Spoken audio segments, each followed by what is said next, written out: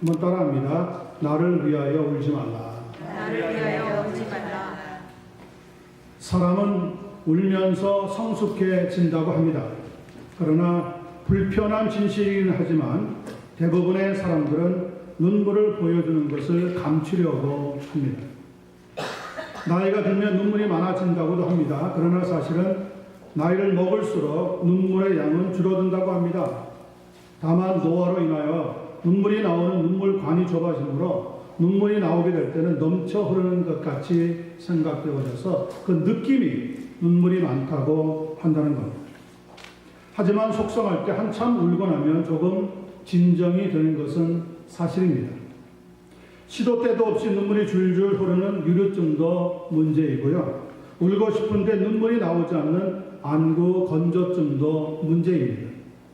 눈물 시스템에 이상이 생기면 심한 경우 수술까지 받아야 한다고 하는 말을 들어보면 여하간 눈물을 흘리는 것은 건강에 도움이 된다고 볼 수 있습니다.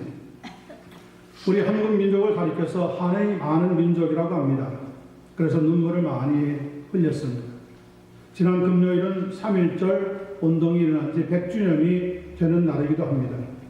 그때 그렇게 많이 우리 민족이 흘렸던 눈물들이 결코 헛되지 않았다는 것을 지금 우리가 살아가면서 느끼고 있습니다. 오늘 본문에도 보니까 예수님께서 들려주시는 말씀이 있습니다. 나를 위하여 울지 말고 너희와 너희 자녀를 위해서 울라고 하는 말씀입니다. 오늘 말씀에 하나님의 은혜가 크게 임하여서 우리의 심령에 그 은혜로 처음 받게 되기를 간절히 소원합니다. 아멘. 먼저 26절, 27절 보겠습니다. 그들이 예수를 끌고 갈 때에 예수님이 지금 십자가에 못 박히기 위해서 십자가를 지고 골고다 산상을 향해서 나아가고 있는 겁니다. 끌고 갈 때에 시몬이라는 구레네 사람이 시골에서 오는 것을 붙들어 그에게를 십자가를 지워 예수를 따르게 하더라. 또 백성과 및 그를 위하여 가슴을 치며 슬피 우는 여자의 큰 무리가 따라오는지라. 여기 본문에 보니까 세 부류의 사람이 등장하고 있습니다. 구레네 사람 시몬입니다. 또 하나는 유대인들 백성이었습니다. 그리고 세 번째는 슬피 울고 있는 여자의 큰 무리였습니다. 그 중에서도 오늘 본문을 통하여 저의 눈길을 끌고 있는 사람은 단연코 구레네 사람 시몬입니다. 구레네라고 하는 것은 사람 이름이 아니라 지명입니다. 지금의 북아프리카 리비아를 말합니다. 그 당시 로마 다음으로 가장 큰 제2의 도시는 알렉산드리아였습니다. 이집트에 있었는데 그 알렉산드리아 인근 지역에 위치하고 있는 것이 구레네라고 하는 동네였습니다. 많은 유대인들이 흩어져서 살고 있던 지역이기도 합니다. 아마 시몬은 그 유대인들과 어울리면서 하나님의 말씀에 대해서 말을 많이 들었던 것으로 생각합니다. 또 그들의 성지였던 예루살렘에 관한 이야기를 들으면서 개인적으로 환상을 가졌던 것 같습니다. 그러다가 기회가 와서 아프리카에서 예루살렘까지 상당히 먼 거리였지만 꿈의 도시 예루살렘을 여행하기 위해서 왔는데 그만 거기서 뜻하지 않게 예수님의 십자가를 지게 되었다는 겁니다. 마태복음 27장 32절을 보면 로마 군인들이 시몬에게 예수의 십자가를 억지로 지워가게 하였다고 기록하고 있습니다. 내가 원해서 짐을 져야 하는 경우도 그리 편하는 것은 아니지만 원하지도 않았는데 억지로 짐을 지우게 될 때 얼마나 불편한지 모릅니다. 억지로 짐을 지는 것을 좋아하는 사람은 지금도 아마 거의 없을 겁니다. 제가 초등학교 6학년이었을 때입니다. 저희는 산동네에 살았습니다. 아직 집집마다 수도가 놓이기 전이라 아래 동네에 내려가서 수도관이 있는 곳에서 물을 받아가지고 지게에 지고 산비탈을 거쳐 집으로 가지고 와야 했던 적이 있습니다. 그때 왜 그렇게 서툴고 왜 그렇게 힘이 들었는지 모릅니다. 2번 정도 물을 지고 올라오면 작은 체구에 허리가 끊어지는 것 같이 아팠습니다. 그래도 가족이 며칠 동안 물을 마시고 사용할 수 있다고 하는 생각을 하면 한편으로는 흐뭇해하기도 했습니다. 나와 가족이 따로따로가 아니기 때문에 어려워도 누군가 억지로라도 해야 하는 일이었습니다. 여기서 말씀을 살펴보려고 하는 것은 내 생각과 하나님의 계획이 부딪힐 때가 있다는 겁니다.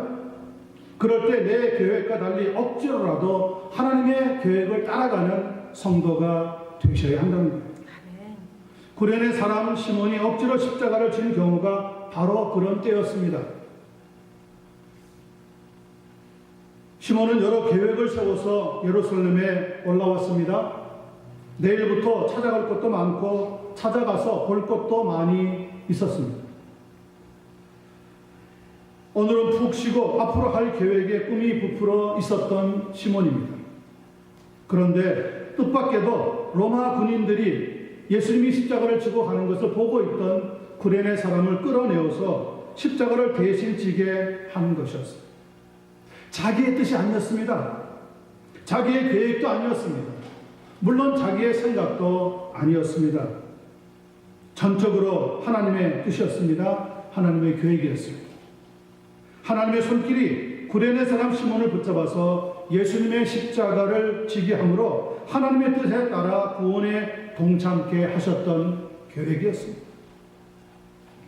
시몬은 그 당시 당장은 몰랐지만 그러나 그 일로 인하여 시몬의 가족이 훗날 하나님의 복을 받았다는 것을 성경이 기록해주고 있습니다. 로마서 16장 13절을 보면 바울 사도께서 교회의 지도자들을 소개하면서 이렇게 말씀하고 있습니다. 주 안에서 택하심을 입은 루포와 그의 어머니에게 문안하라. 그의 어머니는 곧 내 어머니라. 이 루포라고 하는 사람이 바로 구레네 시몬의 아들이었습니다. 그 시몬의 아들이 초대 교회의 지도자가 되었고요. 당시 교회 지도자로 존경을 받고 있던 바울 사도가 시몬의 아내를 가리켜서 내 어머니라고 부를 만큼 깊은 사랑과 복을 받았다는 것을 알려주고 있습니다. 느닷없이 예수님의 십자가를 지게 되었던 시몬이었지만 힘없고 초라해 보이는 예수님의 얼굴을 보는 순간 우리의 죄를 담당하시는 하나님의 아들이라고 하는 사실을 깨달았던 것 같습니다. 그리고 그 순간 눈 깜짝할 사이에 그의 마음에 엄청난 변화가 일어나게 되었던 것. 그렇지 않다면 과연 무엇이 그 무거운 십자가를 지고 시몬으로 하여금 골고다 산상에까지 올라가게 만들 수 있었겠습니까? 사람들의 눈에는 예루살렘에서 예수님을 만난 것이 우연처럼 보였겠지만 그러나 구레네 사람 시몬에게는 하나님의 필연의 계획의 역사가 일어나게 된 겁니다. 오늘 여러분들이 이 자리에 나와서 예배를 드리게 되는 것이 우연이 아니라는 얘기입니다. 하나님께서 여러분을 불러주셨고 필연적으로 하나님의 말씀을 듣고 하나님을 만나게 하시는 은혜가 들어 있다는 겁니다. 믿습니까? 아멘. 그러므로 우리의 삶에서 최고의 축복은 예수님을 만나는 것이라고 말씀드리고 싶습니다. 왜냐하면 예수님은 바로 하나님의 아들이시기 때문에 그렇습니다. 인류 역사상 자신을 가리켜서 하나님의 아들이라고 말한 사람은 아무도 없습니다. 오직 예수님밖에 없습니다. 고대로부터 유명한 소크라테스, 무함마드, 석가, 공작, 세종대왕, 이순신 장군, 나폴레옹, 미켈란젤로와 같은 위대한 미술가, 핸델이나 모차르트 같은 천재적인 음악가 등등 수많은 사람이 있었지만 누구를 막론하고 자기를 가리켜서 내가 하나님의 아들이라고 말하는 사람은 한 명도 없었습니다. 예수님은 요한복음 14장 6절에서 우리에게 이런 놀라운 사실을 알려주고 있습니다. 내가 곧 길이요 진리요 생명이니 나로 말미암지 않고는 아버지께로 올 자가 없느니라. 아버지를 아는 사람은 사실 아들밖에 없습니다. 하나님 아버지를 아시는 분도 하나님의 아들밖에 없습니다. 그 예수님께서 채찍에 맞으시고 또 십자가를 지시고 굵은 못이 손과 발에 박히게 된 것은 죄를 지어서가 아니었습니다. 우리의 죄를 대신 지시고 죽어 주시기 위해서 그리 하셨다는 겁니다. 이사야서 53장 5절은 그래서 이렇게 증가하고 있습니다. 그가 찔림은 우리의 허물 때문이요 그가 상함은 우리의 죄악 때문이라 그가 징계를 받음으로 우리는 평화를 누리고 그가 채찍에 맞음으로 우리는 나음을 입었도다. 예수님께서는 분명히 나로 말미암지 않고는 아버지께로 올 자가 없느니라 말씀하셨습니다. 여러분 믿습니까? 아멘. 이해가 되십니까? 아멘. 구레네 사람 시몬은 예수님의 이름을 예루살렘에 올라와서 들은 것만이 아니라 직접 그 예수님을 만났다는 겁니다. 비록 억지로 십자가를 졌지만 그 순간에 그는 초라해 보이지만 하나님의 아들을 자신의 눈으로 목격하면서 저분이구나, 저분이 바로 하나님의 아들이구나, 저분을 우리가 기다리고 있었구나 라고 하는 깨달음을 얻게 되었다고 가르쳐주고 있습니다. 성도 여러분, 이 시간에 예배를 통하여서 예수님을 만나는 은혜가 있게 되기를 간절히 소원합니다. 아멘. 그 예수님을 만나서 하나님의 축복을 보며 살아갈 수 있는 한 분 한 분 되시기만을 우리 주님 예수님의 이름으로 간절히 축원합니다. 아멘. 두 번째 28절 29절을 보겠습니다. 예수께서 돌이켜 그들을 향하여 이르시되 이렇게 말씀하고 있습니다. 예루살렘의 딸들아, 나를 위하여 울지 말고 너희와 너희 자녀를 위해서 울라. Daughters of Jerusalem, do not weep for me. Weep for yourselves and for your children. 29절입니다. 보라, 날이 이르면 사람이 말하기를 잉태하지 못하는 이와 해산하지 못한 배와 먹이지 못한 젖이 복이 있다 하리라. 조금 전에 예수님을 따라오고 있던 무리가 세 부류가 있었다고 했습니다. 첫 번째 구레네 사람은 우리가 이미 말씀을 드렸습니다. 두 번째, 많은 백성들이 구경 삼아 따라오고 있었습니다. 중요한 사람은 세 번째 그룹에 나오고 있는 많은 여인들이었습니다. 이 여인들은 울면서 가슴을 치면서 예수님을 따라오고 있었습니다. 그런데 예수님께서 그들을 향하여 예루살렘의 딸들아, 나를 위하여 울지 말고 너희와 너희 자녀를 울라고 하는 말씀이 나오는데 그 말씀이 제 가슴에 와서 그렇게 쿵쿵거리면서 부딪히고 있습니다. 오래전에 시외 버스를 타다가 일어난 일이었다고 합니다. 버스가 정류장마다 멈추긴 했지만 서 있는 시간이 철저히 지켜지던 때도 아니었습니다. 버스 기사가 사람을 태운 채 엔진 시동을 걸고 막 출발하려고 하는데 승객 중에 한 사람이 버스를 타기 위해 오고 있는 사람을 발견하곤 이렇게 말하는 겁니다. 저기 할머니 한 분이 오시고 있는데, 본이 제법 떨어진 거리에서 할머니 한 분이 무언가 머리에 이고 버스를 향해서 힘겹게 걸어오고 있었습니다. 그러나 버스에 타고 있던 승객들은 이보세요, 운전사 양반, 언제까지 기다릴까요? 어서 출발합시다. 다음 버스 타라고 하세요. 하면서 빨리 떠나기를 재촉하는 겁니다. 그러자 버스 기사가 이렇게 말합니다. 저기 우리 어머니가 오십니다. 조금만 기다렸다가 같이 가시죠. 승객들은 할 말을 잃고 아무 말도 하지 못하게 되었습니다. 그때 창가에 앉아있던 한 청년이 벌떡 일어나더니 버스에서 내려서 할머니를 향해서 달려갔습니다. 승객들의 시선은 이제 버스 밖으로 모아지게 된 겁니다. 머리에 짐을 받아든 청년이 할머니의 손을 부축해서 버스로 돌아왔습니다. 여러분, 이야기만 들어도 가슴이 뭉클하지 않습니까? 무사히 할머니와 청년이 버스에 오르는 순간 승객들은 다 같이 박수를 치면서 환호했다고 합니다. 뜨거운 눈물을 흘리는 승객도 있었습니다. 그 순간 그 할머니는 모두의 어머니였고 모두의 할머니였습니다. 물론 할머니는 그 버스 기사의 어머니도 청년의 어머니도 아니었습니다.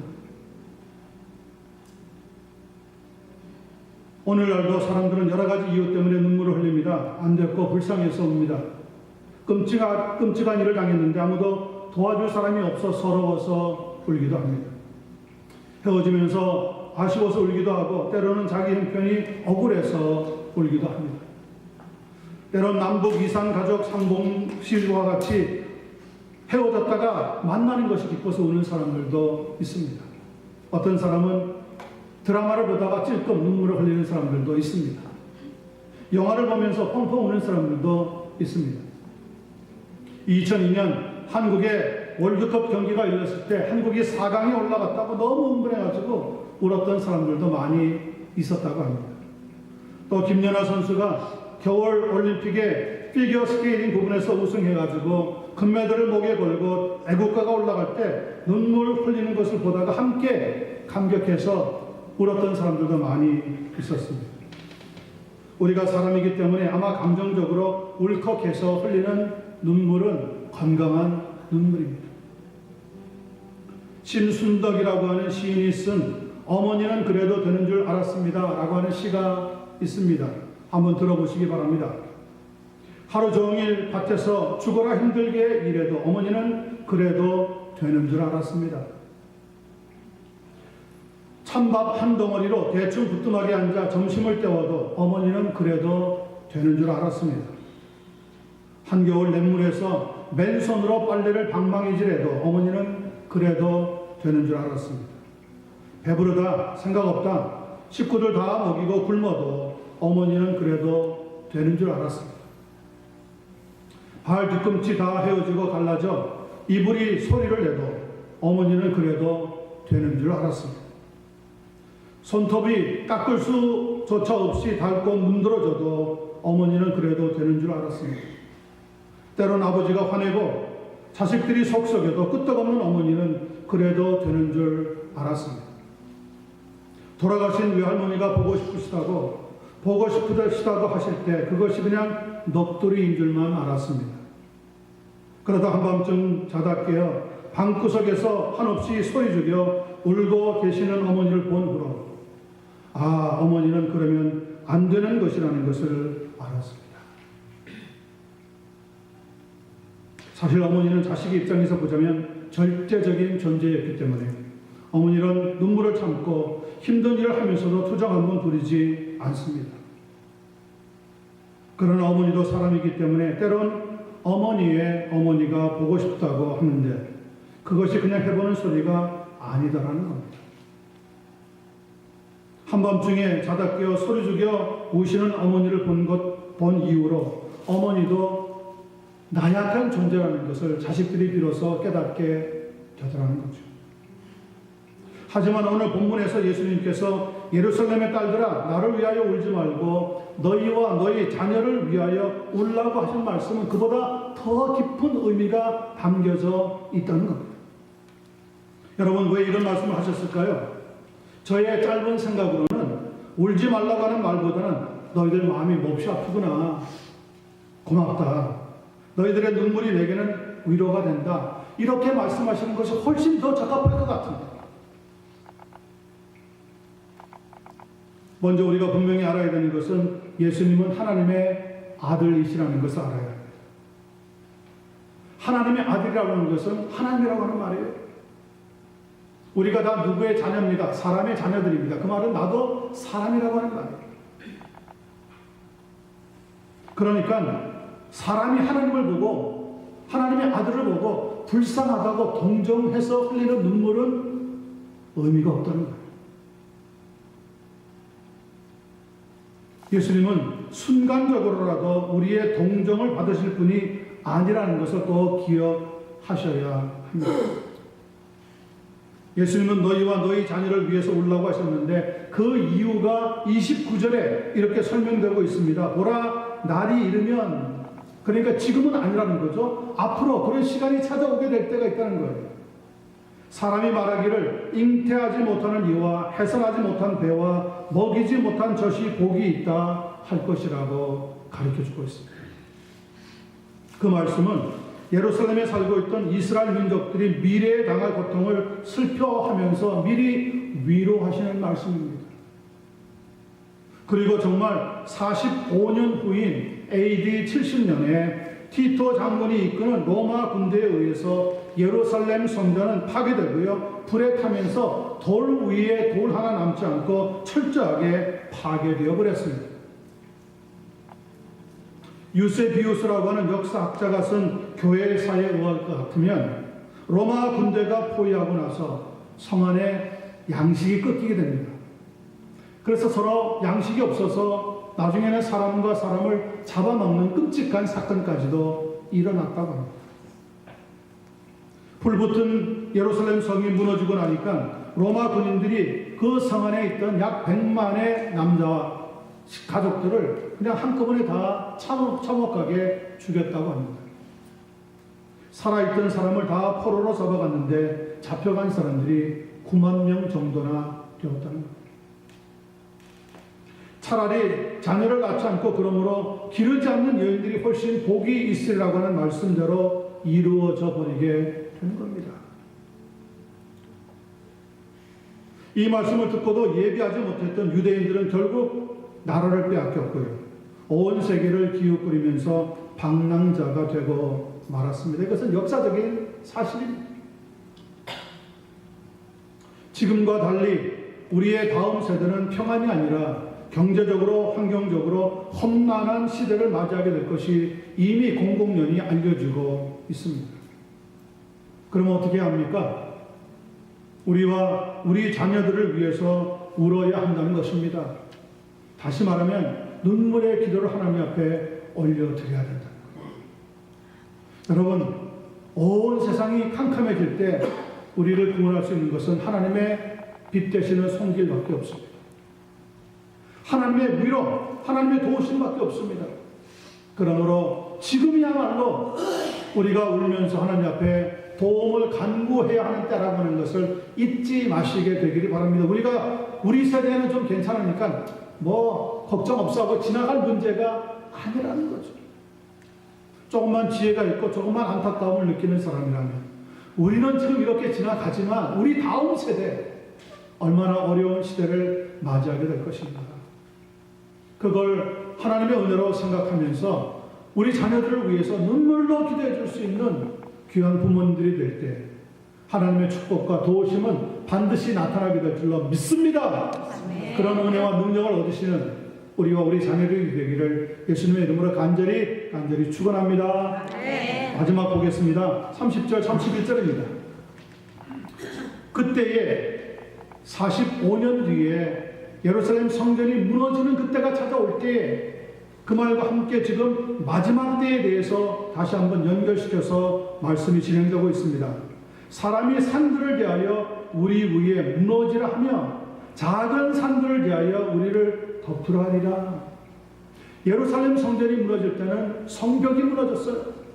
그리고 사람들이 로마 군인들에게 칼에 맞아서 창에 맞아서 죽었어요. 끔찍한 일이에요. 정말 잔인한 일이 자행되었어요. 그러나 마지막 때가 되면은, 마지막 심판의 때가 되면은 더 엄청난 무서운 일들이 일어나게 될 것인데, 얼마나 힘든지 고통을 당하는 사람들이 산을 보면서 우리 위에 차라리 떨어지는 게 좋겠다, 무너지는 게 좋겠다, 작은 산들을 보면서 우리를 덮어주는 것이 차라리 우리가 이 고통에서 벗어날 수 있겠다, 이렇게 말하게 될 것이라고 합니다. 그러면서 31절은 이렇게 결론적으로 마치고 있습니다. 푸른 나무에도 이같이 하거든 마른 나무에는 어떻게 되리요 하십니다. 여기 31절에서 눈에 띄는 두 단어가 나옵니다. 푸른 나무, green tree입니다. 그리고 마른 나무, dry tree입니다. 푸른 나무라고 하는 것은 헬라어로 엔싱로 크레솔이라고 하는데 생명이 있어서 살아있는 나무라고 하는 뜻입니다. 마른 나무라고 하는 것은 생명이 없어서 이미 죽은 나무가 되었다는 겁니다. 성경학자들은 여기 푸른 나무를 생명을 주시는 예수님 자신을 의미한다고 보고 있고, 마른 나무는 생명을 공급받지 못하여 죽게 되는 이스라엘 민족을 의미한다고 설명하고 있습니다. AD 70년에 예루살렘이 망할 때 수많은 부모들이 그들의 눈앞에서 자녀들이 죽는 것을 보면서 피눈물을 흘렸습니다. 그것이 역사적인 사실이었습니다. 그때 잉태하지 못하는 이와 해산하지 못한 배와 먹이지 못한 젖이 복이 있다고 하는 말이 실감이 났을 겁니다. 이제는 죄악이 쌓이고 쌓여 이 세상의 마지막 날에 심판할 수밖에 없는 날이 곧 이르게 된다는 겁니다. 그때는 고통이 얼마나 크겠습니까? 그래서 30절을 보니까 사람이 산들을 향하여 우리 위에 무너지라 하고 작은 산들을 대하여 우리를 덮으라고 할 정도가 될 것이라고 경고의 말씀을 주고 있습니다. 그날을 가리켜서 성경은 진노의 큰 날이라고 부릅니다. 죄가 없으셨으나 죄인을 위해서 푸른 나무셨던 예수님께서 십자가에서 죽어 주셨다면 죄로 인하여 죽어야 하는 마른 나무에 해당하는 죄인들이 받을 형벌은 얼마나 더 크고 무서울 것인지 짐작할 수 있지 않겠느냐. 예수님을 십자가에 못 박으라고 소리치면서 그의 핏값을 우리와 우리 자손에게 돌릴지어다 라고 외쳤던 유대 민족들은 자업자득이라고 자기 자신들이 그 죄값을 이미 받았습니다. 이제 이 세상의 마지막 때가 이르게 되는데 더 큰 그리고 더 무서운 진노를 피하기 위해서 우리는 준비를 해야 합니다. 그 준비를 가리켜서 성경은 회개라고 부르고 있습니다. We need to repent. 우리의 잘못, 우리의 허물, 우리의 죄를 하나님 앞에 자백해야 한다는 거죠. 요한일서 1장 9절은 그래서 이런 대답을 가르쳐주고 있습니다. 만일 우리가 우리의 죄를 자백하면 하나님은 미쁘시고 의로우사 우리의 죄를 사하시며 우리를 모든 불의에서 깨끗하게 하실 것이라. 아멘. 여러분, 우리 하나님께서 우리의 죄를 자백할 때 다 용서하신다는 것을 믿으시기를 바랍니다. 아멘. 자녀들이 잘못했습니다. 부모님들이 책망합니다. 때로는 때리기도 합니다. 그때 자녀들이 빨리 잘못했습니다 하면 금방 부모님들은 용서해 주게 됩니다. 그런데 자녀들 중에 어떤 녀석은 고집을 피우는 놈이 있습니다. 때리려면 때리십시오. 나는 잘못한 게 없습니다. 내 입으로 죽었다가 깨나도 나는 잘못했다는 말을 안 할 겁니다. 그게 남자답다고 생각하는 사람들이 있어요. 그게 자기의 자존심을 살린다고 생각하는 자녀들이 있다니까요. 그런 사람들은 어떻게 됩니까? 더 맞습니다. 2대 맞을 거 5대 맞습니다. 하나님께서 이미 본문 말씀을 통해서 우리에게 경고를 주십니다. 이 땅에 하나님의 진노의 큰 날이 올 것이다. 어떻게 하겠느냐? 빨리 회개하고 하나님 앞으로 돌아오라는 겁니다. 지금까지 내가 하나님 앞에 불순종했다고 하더라도 돌아와서 하나님 잘못했습니다. 이제부터 하나님을 믿고 하나님의 능력으로 살기를 소원합니다. 고백하면 다 용서해 주신다는 거예요. 마치 부모들이 자녀들을 용서하시는 것처럼. 그러나 하나님께 회개하지 않으면 진노의 형벌을 피할 길은 없습니다. 믿지 않고 살다가 죽은 뒤에 만나게 되는 지옥의 형벌 역시 피할 길은 결코 없습니다. 그래서 베드로후서 3장 9절은 이렇게 말씀하고 있습니다. 오직 주께서는 너희를 대하여 오래 참으사 아무도 멸망하지 아니하고 다 회개하기에 이르기를 원하시느니라. 아멘. 하나님께서는 그래서 지금도 죄인을 향하여 참고 계십니다. 여러분, 혹시 내 주변에 아무런 일이 일어나지 않고 있다면 하나님께서 나에 대하여 지금 참고 계시다는 것을 아셔야 합니다. 아멘. 내 힘으로 지금까지 잘 살고 잘 먹고 잘 지내온 게 아니라는 거예요. 하나님이 지켜주셨다는 거예요. 그러나 언제까지 참아주시지는 않습니다. 참아주시는 시간이 땡 하고 치면 더 이상 기회는 찾아오지 않습니다. 사도행전 2장 38절을 읽어보면 이스라엘 백성들이 예수님의 십자가의 복음을 듣고 양심의 가책을 받고 나서 이렇게 이야기합니다. 형제들아, 우리가 어찌할꼬? 그러면 우리가 예수님을 하나님의 아들인지 모르고 십자가에 못 박아 죽이게 만들었는데 그 죄를 어떻게 하면 갚을 수 있겠느냐? 어떻게 하면 용서받을 수 있겠느냐? 받아서 그런 고백을 터뜨렸습니다.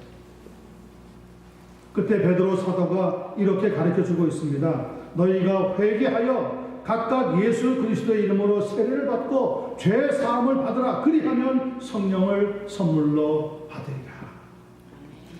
여러분, 더 늦기 전에 하나님 앞에 회개하는 은혜를 받으시고 이 땅에서도 하나님의 도우심을 받으며 이 세상을 떠나고 된 뒤에도 영원한 영생의 나라, 하나님의 나라에 들어가는 축복이 있게 되기를 존귀하신 주님 예수님의 이름으로 간절히 축원합니다. 아멘. 기도하겠습니다.